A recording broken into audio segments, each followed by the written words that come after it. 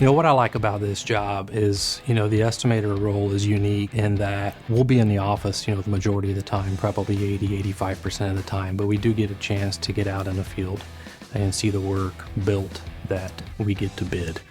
Not only that, but we are competing. We're competitors. We're working in a competition type environment, so a lot of times we're seeing the same things that our competitors are seeing on a set of plans and specs, and it really sometimes will just come down to who had the better plan to build the project. And so the competitive aspect of things is really something I get an enjoyment out of.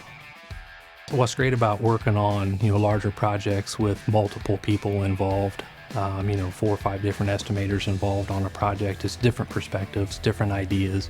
The creativity opens up, juices get to flowing, and the next thing you know, we're figuring out a way to build the job cheaper than our competitors, and then get the opportunity to get the contract and build the work.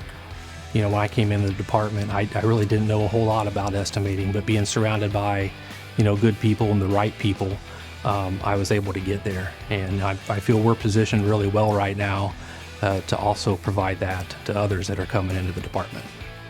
I'd encourage anybody who likes challenges and likes to be part of a team environment and in a competitive environment to apply for an open estimator position.